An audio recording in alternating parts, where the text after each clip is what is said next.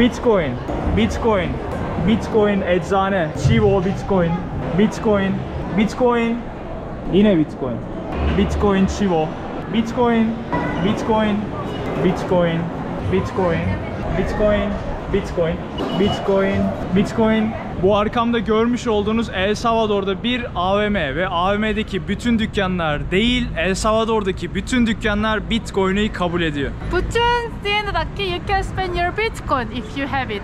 Abi şu an CAT'teyiz, soracağız. ¿Puedo pagar con Bitcoin? Sí, solamente que es de una aplicación de Chivo a Wampi, no de Chivo a Chivo. Solo Chivo, right? Otra aplicación no puedo Que usar. tenemos de Wampi. La aplicación es Wampi a Chivo. Es otro procedimiento para poder cancelar. They can offset only with Chivo, but we need to transact in the other application. Muchas gracias. Gördüğünüz Chivo dediği uygulama, onunla birlikte kabul ediyorum dediği CAT. Ayakkabıcı botçu. McDonald's'tayız. Bitcoin. What they write, they offset Bitcoin. Yazmışlar kabul ediyoruz diye ama soracak. Evet, hadi bakalım. Puedo pagar con Bitcoin? Sí. Solo, pero solamente en Chivo, ¿sí? Puedo pagar Binance. Con Binance también. Binance también. Oh, muchas gracias. Solo Bitcoin o Ethereum, Dodo. Dodo Crypto. Todo cripto. Wow. Oh, gracias, gracias. Gracias. Hepsiyle ödeniyormuş McDonald's'ta. Gördüğünüz gibi burası bir AVM ve AVM'deki dükkanların %95'i Bitcoin'le, hatta bütün kripto paralarla ödeme kabul ediyor. Şu küçük dükkanlar bile kabul ediyor Bitcoin ya aşağıda. Şunlar bak, yazmış şuraya. Bitcoin kabul edilir diye. Burası bir alışveriş merkezi görüyorsunuz ve burada Bitcoin kasası var. Bitcoin kabul ediyorlar. Bütün supermarket offset the Bitcoin. Every market right back. Buranın adı Selectos diye bir market. Gördüğünüz gibi burada da ödeniyor Bitcoin. Selectos. Bitcoin. ¿Puedo pagar? Sí, puedes pagar con Bitcoin. Binance también, Binance. Esa es la aplicación. Sí, internacional. Solo tengo la Chivo. Solo Chivo. ¿Tú no tienes Chivo? No, nosotros extranjeros. Sí, sí, sí, sí. No tengo Chivo. tenés. No tiene. Solo Binance. No tengo. Muy inteligente. Tendríamos que bajar la aplicación. Sí, sí. Sí, pero sí se puede. Es Chivo, Chivo. Yeah, to Chivo, yeah. Sí. La ventaja de esta que es bien liviana, es rápida. Rápida. Sí, es bien fácil, bien Sí, sí, práctica, sí. ajá. Y no es pesada. Wow. Pero sí tienes que tener un documento de acá. Ajá. ¿Y por qué no tengo documento salvadorian sí, yo entiendo, ajá, sí. por extranjero. Yo creo que tú puedes bajarla con tu pasaporte. Aquí allá está la agencia, ahí hay personal que te puede explicar mejor. Y allá está la otra. ¿Ese para extranjero es fácil? Sí, Wow. solo tu documento, es súper fácil. Normalde yabancı için bank account, making bank account is very hard process. But We can do it. Yeah. Okay. So really good. Wow. Gracias, gracias. Excelente. Mucho gusto, mucho gusto. Gracias. Bitcoin kabul ediyorlar. Hesabı aç, oradan halledersin dedi. Sıkıntı yok dedi. Burası Amerika'nın China Wok diye bir yemek şirketi. Bitcoin kabul ediyorlar bak böyle. Böyle Bitcoin'in dolar karşılığını yazmışlar. Tablet bu. 0.00221 falan 1 dolar. Öyle gidiyor. Böylece Bitcoin ile ödüyorsun burada. Burası bir petrol istasyonu ve Bitcoin'i kabul ediyor. Her yerin ettiği gibi petrol istasyonu bile petrol için, gaz için Bitcoin ile ödeme yapılmasını kabul ediyor. Puma. Chivo ATM'si burada ve polisler böyle koruyor Chivo'yu. Chivo ATM'si bu. Böyle Chivo yazmışlar. Nasıl oluyor? Uygulaması var burada. Telefondan giriyorsun Chivo'ya. Uygulamadan diyorsun şu kadar parayı şu barkoda atacağım diyorsun. Atıyorsun, sonra uygulamadan onaylayıp paranı buradan dolar olarak alıyorsun. Bu Chivo'nun ATM'si, yani Bitcoin için. Bak burada da yazmışlar açıklamasını. Böyle. You can find the dollar in cash too, and you can save your Bitcoin in the wallet too. Doğru. Hatta dolar yatırıp Bitcoin hesabına da geçirebiliyorsun. Böyle bir yer. Ve ülkede 200 tane noktada bu Chivo ATM'lerinden var. Yani Bitcoin ATM'leri. Ve önündeki güvenliğe bak. Böyle Amerikan silahlı abiler güvenliğin peşinde. Kolluyorlar arada. Aslında içinde 4 tane silahlı adamlar var. I can understand their security or their stealer. Looks very dedicated gibi.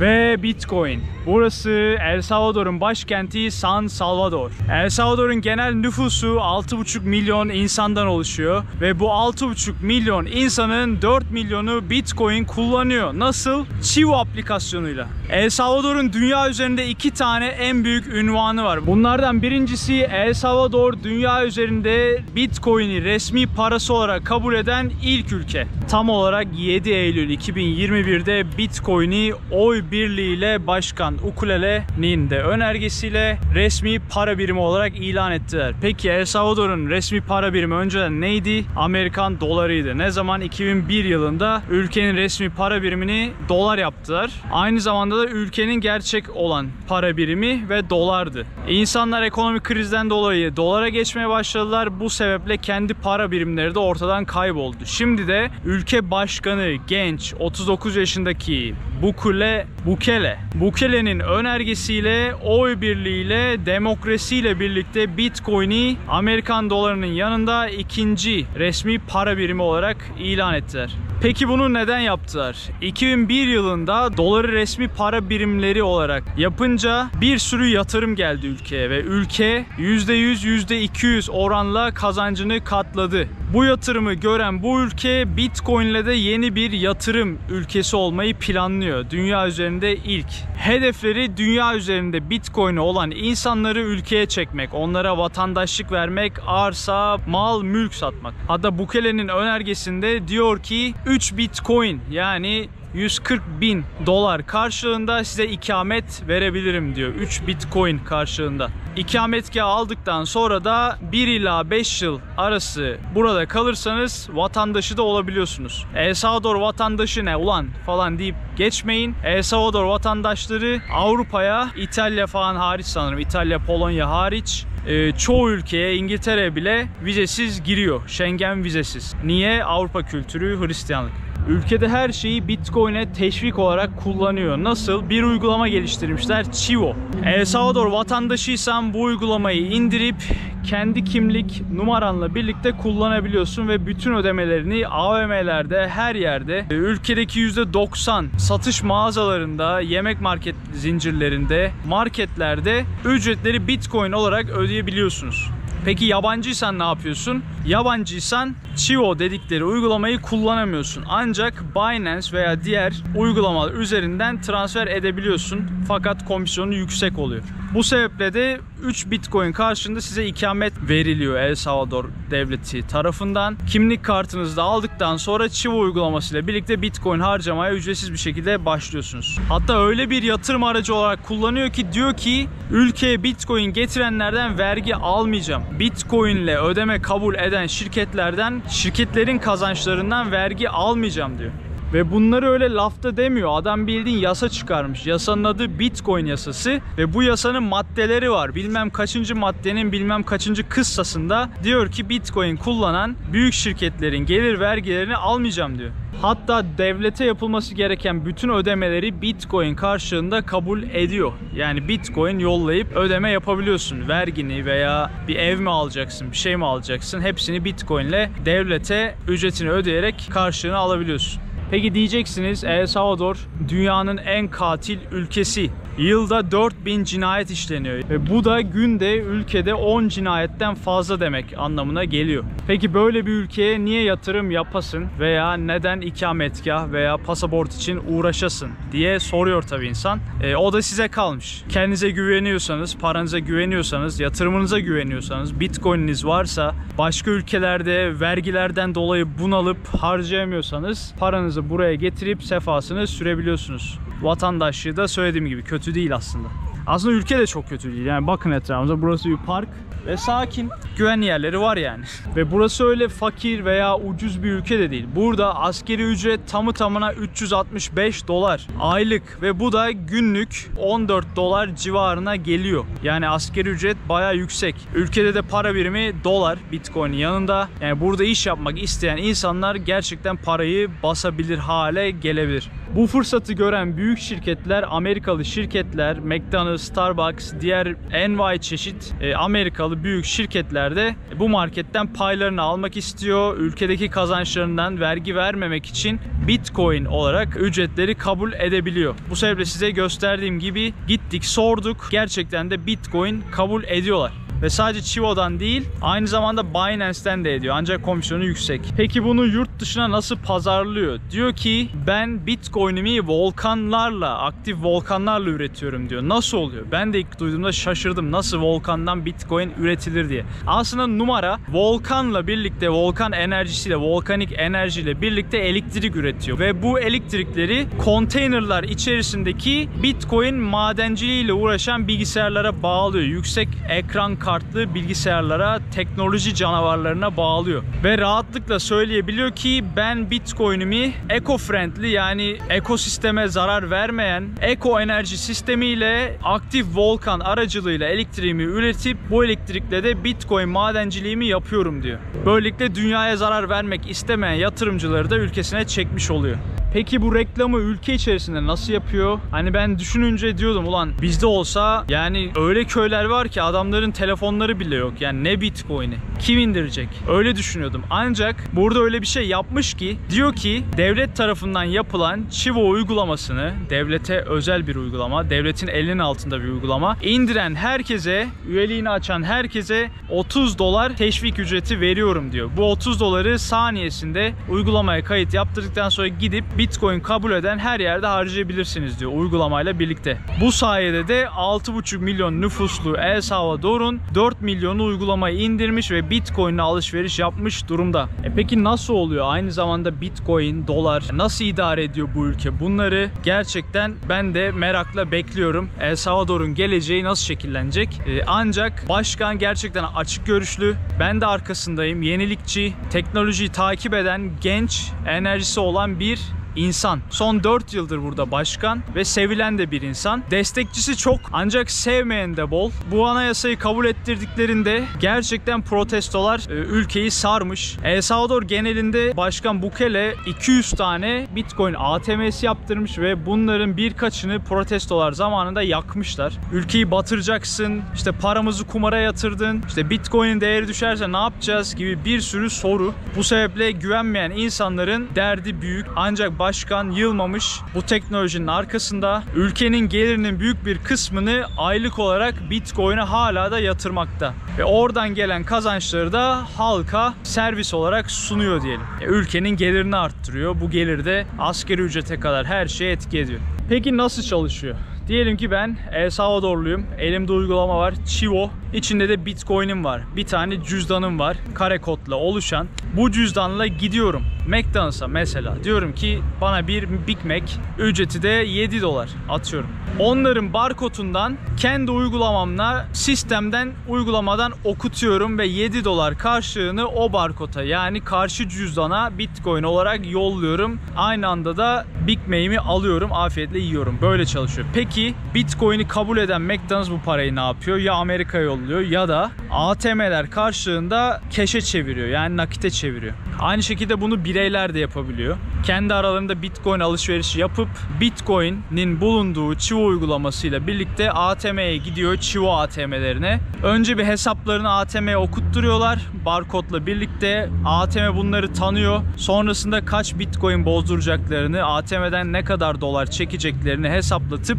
belli bir süre sonra bir bilet kesiliyor ATM'den. Bu bileti de tekrardan okutturup kendi sistemlerine paralarını çekebiliyorlar. Aynı zamanda dolar yatırıp Bitcoin bakiyelerini de arttırabiliyorlar. Hatta dolar yatırıp dolar bakiyesi olarak da tanımlayabiliyorlar. Yani bu uygulamayla birlikte insanlar ellerinde hem Bitcoin hem de dolar tutabiliyor. Bakiyelerini de saklayabiliyorlar. Biliyorum çoğunuz diyecek ki ya öyle saçma iş olur mu? Kesin batacaklar. Sanal paraya güvenilir mi? Ancak öyle değil. Güven sorununu geçtim. Bu tarz ülkelerde bir olay var. Yani Latin Amerika'da bir ülkedeysen ya bir Amerika olamazsın, tamam mı? Hani bir geleceğin yoktur yani. Öyle bir ben dünya lideri olacağım, ben şöyle bir güç olacağım. Hani nüfusun belli, ülkenin geliri belliyse bir standartın vardır. Uçamazsın. Ancak bu adam olmayacak bir şeyi deniyormuş ve başarılı olacakmış gibi geliyor. Nasıl? Yani düşün, senin gelirin belli. Yıllık atıyorum El Salvador'un geliri sanıyorum 5 milyar dolar falan yıllık. Bu geliri Bitcoin'le aldıklarını düşün. Yani bu geliri Bitcoin ile tuttuklarını düşün. Ve Bitcoin'in her ay nasıl da yükseldiğini düşün. Ve yani 5 milyar dolarlardan bahsediyorum. Bitcoin'in dünya üzerindeki zaten toplam mevcut karşılığı sanırım 604 milyar dolar mı, öyle bir şey. Ve bunun 5 milyar doları El Salvador ülkesine ait. Düşün, büyük bir parça aslında. Bu kadar küçük bir ülke için. Böyle olunca da sanki başkan böyle hani normal yönetsem stabil gideriz ama sanki bir şey yapsam bir parlarız havası katıyor ve bu gerçekten hoşuma gidiyor. Siz ne düşünüyorsunuz bilmiyorum ama ben destekliyor gibiyim ama fena bir şekilde batabilir yani. Ama olacak gibi. Bence %70 başarılı olacak. Benim hoşuma gitti fikri yani.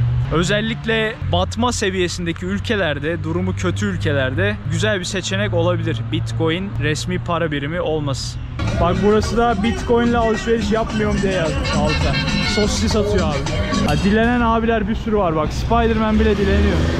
Bak adam orada para kazanmaya çalışıyor. Burada Spider-Man bir şeyler satıyor. El Salvador garip. Bak böyle kaybolan abileri de yazmışlar. 29 yaşında üniversitede kaybolmuş.